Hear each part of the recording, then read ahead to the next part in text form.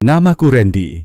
Aku bukan pendaki profesional, hanya seorang pekerja swasta yang sesekali naik gunung untuk melarikan diri dari rutinitas. Cerita ini bukan untuk menakut-nakuti, tapi peringatan. Jangan pernah anggap remeh gunung. Kadang yang kau temui di atas sana bukan hanya alam, tapi sesuatu yang tidak seharusnya ada. Itu terjadi tahun lalu saat aku dan 3 temanku, Yusuf, Dani, dan Wira, memutuskan mendaki Gunung Tumbal, sebuah gunung yang tidak terlalu tinggi, tapi jarang didaki karena medannya yang liar dan banyak cerita mistis di baliknya. Kami berangkat Jumat pagi sampai di base camp jam 10. Penduduk desa menyambut kami dengan raut wajah dingin. Ada satu bapak tua yang menatap kami lama sebelum akhirnya berkata lirih, "Gunung itu bukan buat orang luar, sudah banyak yang tak pulang." Kami hanya tersenyum, menganggap itu semacam peringatan mistis biasa.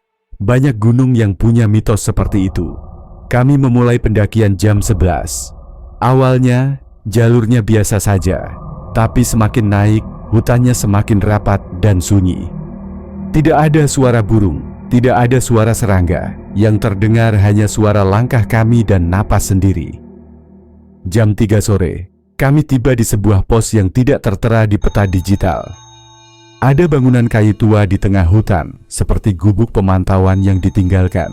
Wira ingin beristirahat di sana, tapi aku merasa tidak nyaman. Dindingnya penuh ukiran aneh, seperti wajah-wajah manusia yang menyeringai. Udara di sekitarnya juga dingin menusuk, padahal matahari masih terang. Dani berkata, "Kayaknya ini pos bayangan. Kita istirahat sebentar. 15 menit aja." Kami duduk, membuka bekal, dan baru saja mulai makan ketika Yusuf bertanya, kalian dengar gak suara orang nyanyi?" Kami semua diam. Awalnya tidak terdengar apa-apa, tapi lalu samar. Dari balik pepohonan ada suara perempuan menyanyi, nadanya datar, tanpa emosi. Lagu berbahasa Jawa, tapi liriknya tak jelas. Lalu berhenti, hening lagi. "Ayo lanjut, gua nggak enak di sini," kataku cepat-cepat membereskan tas. Kami jalan lagi.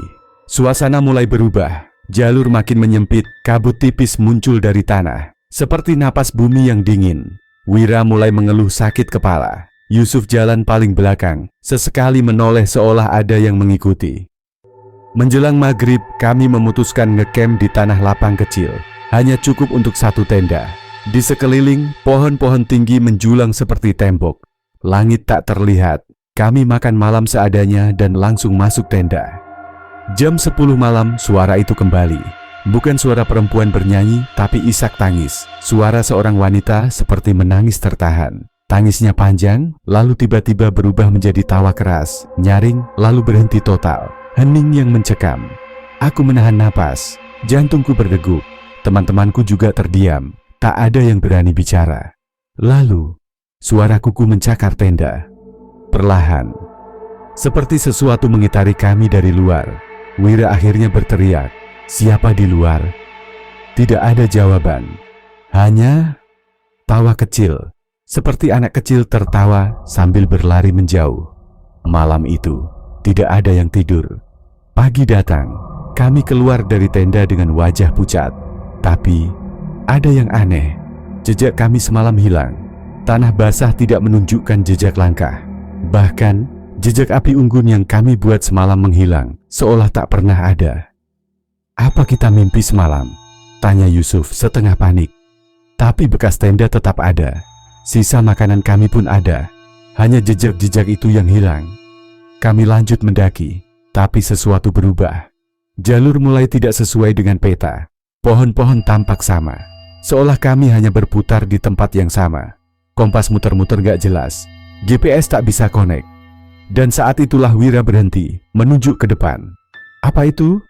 Di antara pepohonan, ada sosok putih berdiri. Tinggi, ramping, tubuhnya membungkuk. Wajahnya tidak terlihat, tertutup rambut panjang. Tapi yang membuat darah kami beku, ia mengangkat tangan dan melambai pelan ke arah kami. Dani langsung muntah. Yusuf jatuh terduduk. Aku sendiri tak bisa bergerak. Sosok itu menghilang begitu saja, tanpa suara, tanpa gerakan. Kami berlari, tidak peduli arah, yang penting turun. Tapi jalur makin aneh. Semakin kami berlari, pepohonan makin rapat. Lalu kami sampai di sungai kecil yang tidak ada di peta. Airnya hitam pekat seperti lumpur. Di tengah sungai ada batu besar dan di atasnya seonggok pakaian pendaki, basah, compang-camping seperti baru diangkat dari kubur. Wira menangis. Ia bilang dia ingin pulang, tapi tak ada jalan keluar. Kami akhirnya mengikuti sungai ke arah hilir, berharap bertemu jalur desa. Tapi yang kami temui malah batu nisan di tepi aliran air. Ada 5 nisan, tanpa nama. Hanya angka-angka tahun, 1993, 1998, 2004, 2009, 2017. 5 tahun sekali? Apa ini korban? Gumamku. Tiba-tiba suara terompet bambu terdengar dari dalam hutan, seperti suara reog. Tapi tidak mungkin, siapa yang main reog di gunung jam 2 siang? Wira berteriak, menunjuk ke balik pohon.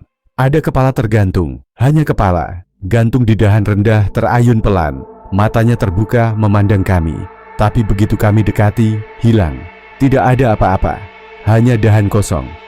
Dani mulai bicara sendiri.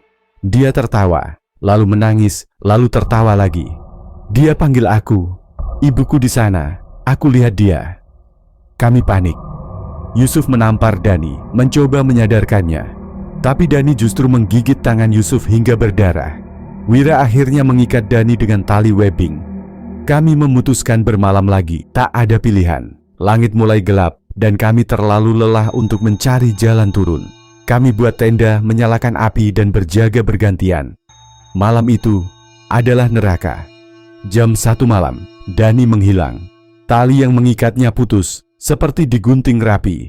Tak ada suara. Kami mencarinya dengan senter, tapi yang kami temukan hanya kaosnya tergantung di pohon dan bercak darah kecil. Kami tahu, dia sudah bukan milik dunia ini. Yusuf mulai membaca doa keras-keras, tapi suara bacaan itu malah ditirukan dari balik pohon. Suara yang sama, dengan intonasi yang salah. Seperti makhluk yang meniru manusia, tapi tidak tahu makna kata-katanya. Kami kembali ke tenda, gemetar. Dan saat subuh datang, tenda kami sudah dikelilingi oleh boneka jerami kecil, puluhan. Entah siapa yang menaruh, entah kapan, tapi semua boneka itu menghadap ke tenda, seolah mengawasi. Kami tidak buang waktu lagi. Kami tinggalkan tenda, berlari menuruni lereng, tidak peduli arah. Bahkan kami siap menerobos semak berduri.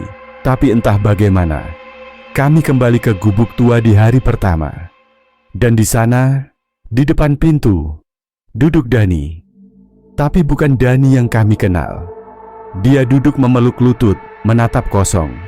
Mulutnya sobek seperti tersenyum paksa. Matanya hitam seluruhnya. Ketika kami memanggilnya, dia hanya berkata, "Kalian sudah dipilih. Giliran berikutnya tahun 2030. Kami lari, terus lari. Dan anehnya, dalam setengah jam, kami sampai di pos awal pendakian. Tak tahu bagaimana, waktu terasa melompat. Hari itu, Minggu pagi. Saat kami turun, orang-orang desa menatap kami dengan mata terbelalak. "Berapa orang kalian waktu naik?" tanya kepala desa. "3 sekarang," jawab Yusuf sambil terisak. "4, sahutku. "Tapi Dani, dia..." Kepala desa menggeleng pelan. "Kami catat, 5 orang yang naik kemarin." Kami terdiam. 5? Maksud Bapak? "Bukan 4. Ada satu lagi. Perempuan. Kami lihat jelas saat kalian naik. Dia jalan paling belakang. Kami tak pernah mendaki lagi." Wira pindah ke luar negeri. Yusuf meninggal setahun kemudian karena kecelakaan aneh. Motornya menabrak pohon tanpa alasan, padahal jalan lurus dan terang. Aku sendiri masih dihantui mimpi. Mimpi tentang Dani yang tersenyum di balik gubuk tua, dengan suara tawa anak kecil yang berputar di kepalaku setiap malam. Dan kadang ketika malam tiba, aku mencium bau tanah basah dan suara nyanyian dari luar jendela. Gunung Tumbal tak pernah benar-benar melepaskan kami. Dan kau, kalau suatu hari mendaki dan melihat seorang perempuan berjalan paling belakang, tanpa bicara, tanpa wajah jelas, jangan ajak bicara. Jangan pernah menoleh ke belakang. Tamat.